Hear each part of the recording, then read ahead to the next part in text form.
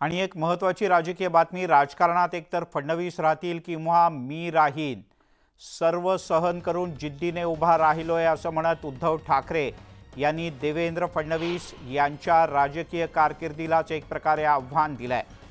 सरकार गेल्यावर ते आपापल्या गावी जातील असं म्हणत उद्धव ठाकरे यांनी देवेंद्र फडणवीस हे नागपूरला जातील असंही म्हटलंय। उद्धव ठाकरे यांनी थेट आणि अतिशय घणाघाती टीका भाजपचे नेते आणि राज्याचे उपमुख्यमंत्री देवेंद्र फडणवीस यांच्यावर केली आहे।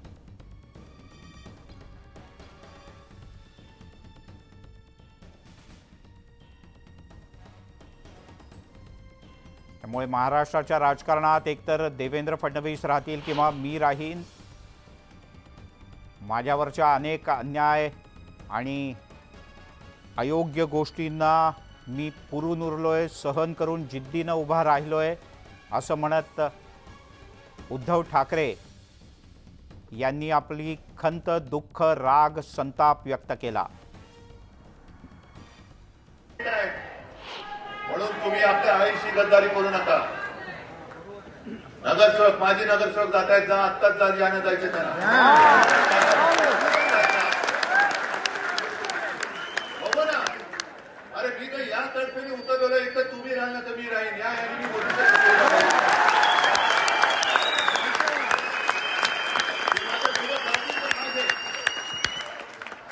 समोर राहतील ते समोरचे माझे शत्रू। आणि हेच तर आपण असं म्हणतो बघ, गीतेमध्ये हेच तर सांगितलेलं आहे। गीतेचं सार दुसरं काय असू शकेल? ज्या वेळेला अर्जुनाने पाहिलं की अरे माझे सगळे स्वरे, माझे नातेवाईक माझ्या समोर आहेत, यातना होणं स्वाभाविक आहे, मलाही यातना होत नसतील। कालपर्यंत माझ्या घरामधली सगळी लोक हे माझ्या घरावरती चालून येत आहेत। अगदी त्या अनिल देशमुखांनी सांगितले की कसं मला आणि आदित्यला तुरुंगात टाकण्यासाठी या फडणवीसाचे डाव होते।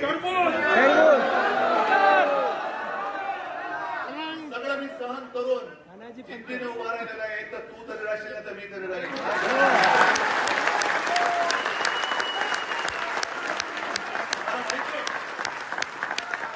अजूनही माझ्याकडे अधिकृत पक्ष नाहीये, माझ्याकडे चिन्ह नाहीये, माझ्याकडे पैसा नाहीये, पण मी केवळ आव्हान देऊ शकतो आणि देतोय ते तुमच्या ताकदीवर, तुमच्या भरोश्यावर।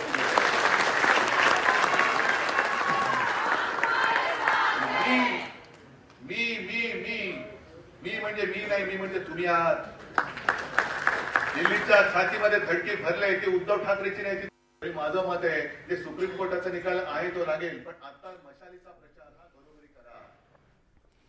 त्यामुळे कायम मी करणारे देवेंद्र फडणवीस आणि माझ्यात फरक आहे, माझ्याकरता मीचा अर्थ तुम्ही आहात असंही उद्धव ठाकरे यांनी म्हटलं। आणि आज राज्यभरातून आलेल्या सर्व प्रमुख कार्यकर्त्यांच्या समोर बोलताना उद्धव ठाकरे यांनी एक महत्त्वपूर्ण आव्हान दिलंय। सगळं सहन करून मी जिद्दीने उभा राहिलोय आणि इथून पुढच्या काळात एक तर फडणवीस राहतील किंवा मी राहीन असं म्हणत त्यांनी देवेंद्र फडणवीस यांना खुलं आव्हान दिलंय।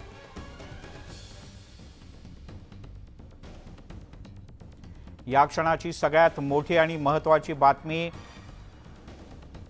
राज्यात 2019 मध्ये निवडणुकांच्या नंतर युतीचं सरकार अस्तित्वात आलं नाही, तर महाविकास आघाडीचा एक वेगळा प्रयोग झाला। तेव्हापासून शिवसेना आणि भाजप, ठाकरे आणि फडणवीस यांच्यात टोकाचा संघर्ष आणि स्पर्धा होत राहिली आहे। ज्या ज्या वेळेला संधी मिळेल तेव्हा भाजपनं कायम शिवसेनेवर आणि दर वेळेला शिवसेना, उद्धव ठाकरे आणि शिवसेनेचे सर्व नेते यांनी सातत्यानं भाजप आणि त्यातल्या त्यात देवेंद्र फडणवीस यांना सातत्यानं लक्ष केलंय। आणि आता तर साधारण महिन्यात, दीड महिन्यात निवडणुका येऊ घातलेत। त्या पार्श्वभूमीवर उद्धव ठाकरे यांनी आक्रमक भूमिका घेतली आहे।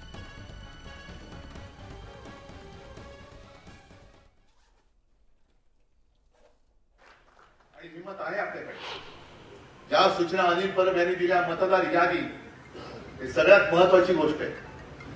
आणि करोनाच्या काळामध्ये जे आपण केलं होतं, ज्याचं मग उत्तर प्रदेशमध्ये वगैरे त्यांनी केलं होतं, घर घर दस्तक. म्हणजे घरी जाऊन त्या 10 आकडे नाही मोजायचे, दस्तक म्हणजे टकटक करायचं आणि घराघरात जाऊन विचारायचं की काय तुमच्याकडे कोणी आजारी आहेत का, लक्षणं काय आहेत, काय होतंय का, त्रास होतोय का, उपचार पाहिजेत का, काय उपचार केले. तसं मतदार यादी ही तपासणं आपल्याला अवघड आहे. गटप्रमुख म्हणतो ते एवढ्यासाठी पाहिजे, कारण जे काम मी नाही करू शकत, जे काम कदाचित शाखा प्रमुख नाही करू शकणार, कारण आता वॉर्ड प्रचंड वाढलेले आहेत, ते एक गटप्रमुख करू शकतो. आणि परत एकदा सांगेन, आणि याच संदर्भात आपण अधिक बोलूयात. भाजपचे नेते आमदार प्रवीण दरेकर आपल्यासोबत आहेत. प्रवीणजी, उद्धव ठाकरे यांनी थेट आव्हान दिलं, एक तर मी राजकारणात राहीन, नाहीतर फडणवीस राजकारणात राहतील. तुमची काय प्रतिक्रिया यावर? मला वाटतं हे नाक्यावरचं व्यक्तिगत भांडण असतं, तशा प्रकारचं अपरिपक्व अशा प्रकारची राजकीय स्टेटमेंट एवढ्याच दृष्टीनं मी या वक्तव्याकडे पाहिन. खरं म्हणजे देवेंद्रजी मुख्यमंत्री असताना उद्धवजींना कशा पद्धतीनं त्या ठिकाणी सांभाळलंय, सहकार्य केलंय, हे संपूर्ण महाराष्ट्राला त्या ठिकाणी माहित आहे आणि तत्कालीन सरकारला माहित आहे. आणि देवेंद्र फडणवीस राहतील किंवा तुम्ही राहाल, हे काय आपलं खानदानी भांडण नाही. आपण राजकीय पक्ष आहोत, राजकीय नेते आहोत, त्या प्रगल्भतेतनं आपण बोलायला पाहिजे. परंतु उद्धव ठाकरेंनी द्वेषाचं, मत्सराचं, कोट्याचं राजकारण त्या ठिकाणी केलेलं आहे आणि त्यामुळे त्यांच्याकडून राजकीय सुसंस्कृतपणा त्या ठिकाणी अपेक्षित नाहीये. आणि तुम्ही मुख्यमंत्री असताना देवेंद्रजींच्या बाबतीत आयुक्त पांडेला हाताशी धरून काय कांड केलं होतं हे संपूर्ण महाराष्ट्राला त्या ठिकाणी माहित आहे. पण उद्धव ठाकरे यांनी इतकी टोकाची भाषा का वापरली असेल? त्यांचा असा आरोप आहे की सातत्यानं मला टार्गेट केलं गेलं, देवेंद्र फडणवीस यांनी वैयक्तिकरित्या मला टार्गेट केलं, माझा पक्ष फोडला, आणि असे अनेक आरोप त्यांनी केलेत. नाही, मला वाटतं या ठिकाणी उद्धव ठाकरेंचं राजकारणच त्या ठिकाणी टोकाच्या टीका करणं आणि मत्सराचं राजकारण त्या ठिकाणी आहे. त्याने राजकारणात राजकीय दृष्ट्यानं त्या ठिकाणी कधीच सामना केला नाही.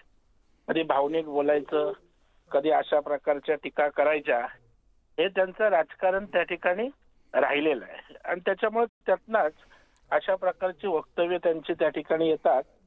देवेंद्रजी आणि तुम्ही येणारा काळ ठरवेल कोण राहील आणि कोण जाईल ते.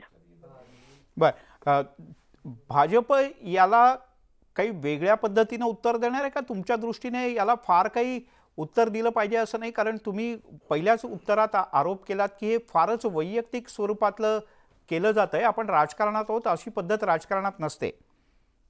काय त्याने गाय मारली म्हणून आपण वासरू मारायची काहीच आवश्यकता नाही. खरं म्हणजे याच्याकडे दुर्लक्ष करणं याच्यासारखा शहाणपणा त्या ठिकाणी नाहीये. आता एखादा अशा प्रकारची बेजबाबदार आणि व्यक्तिगत द्वेषाची जर त्या ठिकाणी वक्तव्य करत असेल तर त्याला तसंच बोलून वाद वाढवण्यापेक्षा आपण सुसंस्कृतपणा दाखवणं केव्हाही चांगलं.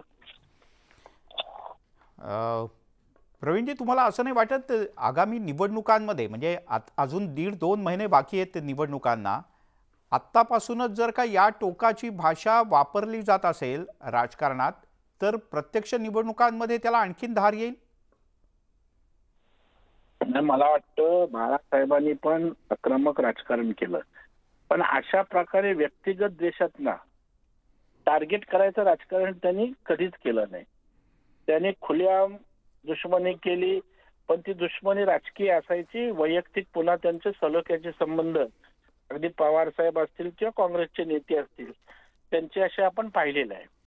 परंतु उद्धव ठाकरे हे पूर्णपणे त्या ठिकाणी संभ्रमित झालेल्या सध्याच्या राजकारणामध्ये आणि महाराष्ट्रामध्ये पवार साहेब असतील, उद्धव साहेब असतील किंवा एकंदरच जे प्रमुख राजकीय पुढारी आहेत त्यांना देवेंद्रजींचा प्रचंड प्रमाणावर पोषू आहे.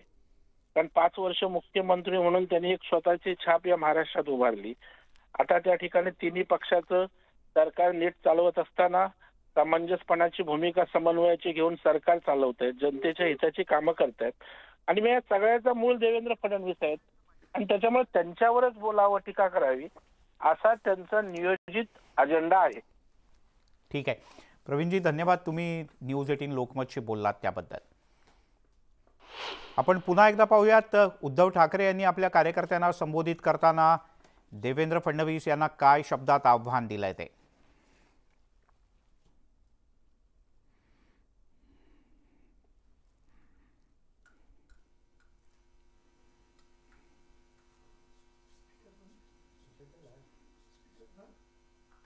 नाही, त्याचं चित्र आम्ही तुम्हाला करून दिलं होतं आणि तुम्ही आम्हाला ते मान्य करून दिलं होतं. तसं आमच्या मशालीचं चित्र सुद्धा तुम्ही आम्हाला मान्य करून द्या. आणि मशालीशी साधर्म्य असणाऱ्या मग चिमणी असेल, आणखीन काही असेल, त्या निशाण्या तुम्ही मतपत्रिकेवरती ठेवू नका, ही विनंती आपण त्याने केली. बघू काय होईल, त्याचा पण निकाल 60-65 वर्षात लागेल.